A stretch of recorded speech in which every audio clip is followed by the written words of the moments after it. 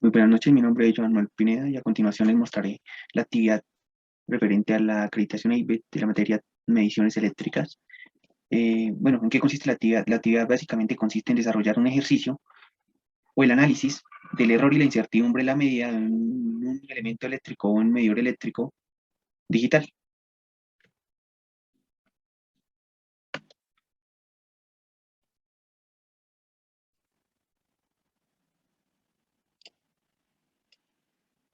Bueno, especificaciones del equipo. Para este tipo de ejercicios o este tipo de características, lo que tenemos que hacer es desarrollar una serie de pasos y suposiciones donde nos diga, bueno, ¿qué es lo que tengo que tener en cuenta?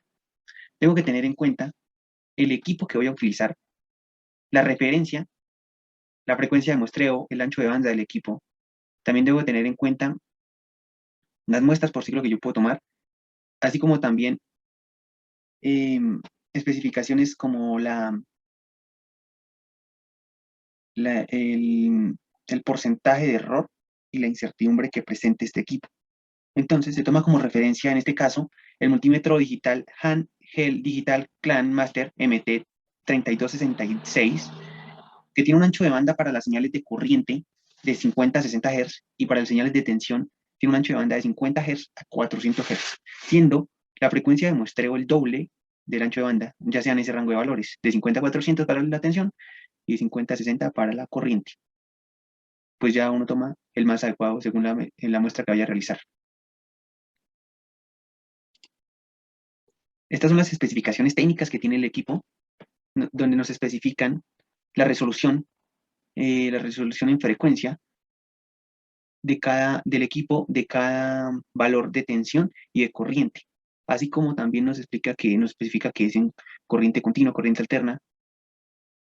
Eh, bueno, esas son algunas especificaciones que tenemos. También tenemos el porcentaje de error. Bueno, listo. Entonces, básicamente, para el desarrollo de esta práctica, lo que planteamos es desarrollar este ejercicio en que consiste que se conecta a una toma corriente una lámpara incandescente y donde pretendemos calcular las medidas de tensión y corriente con el multímetro digital ya planteado, ya mencionado anteriormente. Entonces, como podemos observar en el circuito, tenemos una toma corriente conectada a una lámpara, la que pues se enciende y vamos a calcular los parámetros de tensión y corriente en esta lámpara. Esta toma corriente, pues como bien sabemos, es de corriente alterna, tiene una frecuencia de 60 Hz y pues un voltaje de 120 voltios nominales que le llegan a la carga, ¿sí? Como conectamos esa lámpara, tiene una potencia en sus especificaciones de 100 watts. Entonces, este es el montaje que realizamos, donde vemos que enciende el bombillo y le vamos a calcular los diferentes parámetros. Entonces, en este caso, el voltaje medio nos dio 110 y la corriente 0.3 voltios, en amperios. Entonces, primero que todo, tenemos que tomar los datos. Entonces, existen datos teóricos y datos realizados o datos medidos. Dentro de los datos teóricos, se tiene que la toma corriente tiene 120 voltios. Se puede especificar en 120 voltios, ya que la característica de la corriente y el voltaje se especifica en el toma corriente. La lámpara es de 100 watts, la corriente sería de 0.83, que sería potencia sobre voltaje. Los datos del medidor, cuando medimos, nos dio que para voltaje sería 110 y para corriente 0.3 amperios. Bueno, procedemos a calcular la incertidumbre y la medida. La incertidumbre y la medida se da básicamente cuando el valor medido por la precisión del equipo más la resolución por el número de recuentos. El número de recuentos básicamente está entrelazado con la temperatura del equipo a la cual se realice y las calibraciones que tenga este equipo. Entonces, el valor medio sabemos que es 110, la precisión es 1.2 porque la podemos hallar de las tablas especificaciones del equipo. La resolución para voltajes menores a 200 voltios es un voltio para corriente alterna. Y los recuentos serían 4 dígitos. Entonces, la vamos a llamar IBM, que sería la incertidumbre de voltaje medido, sería 110 por 1,2, que es la precisión, más 1 por el recuento, 4, que nos da 5.32.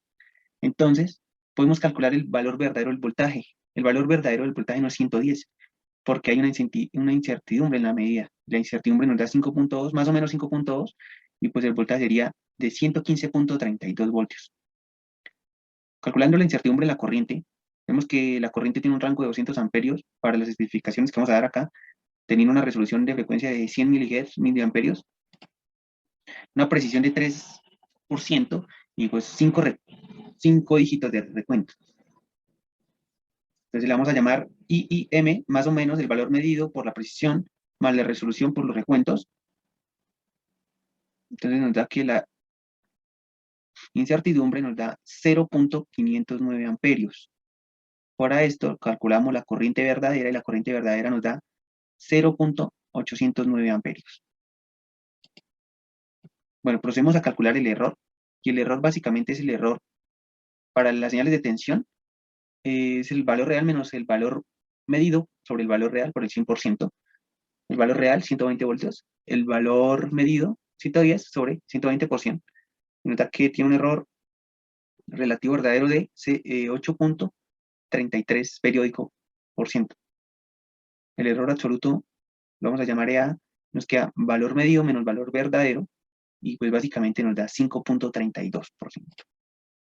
Para las señales de corriente, tenemos que el error relativo verdadero sería valor real menos valor medido sobre valor real por 100, como anteriormente lo hicimos, nos da 0.833 menos 0.89, esto nos da un valor de 6.804%, y el valor absoluto, valor medido menos valor verdadero, el medido fue el que hallamos con la pinza amperimétrica, que nos dio 0.3 menos el verdadero, pues que este verdadero básicamente es el que hallamos con la fórmula de I es igual a P sobre B, tenemos 0.89, dándonos un valor de 0.59.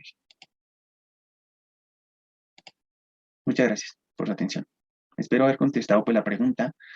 En el documento va a estar adjuntado todos los datos y los análisis realizados para el enfoque hacia la respuesta, que básicamente se da cuando un aparato de medición tiene cierta incertidumbre en la medida y pues lógicamente todas las mediciones que se realicen tienen cierto error.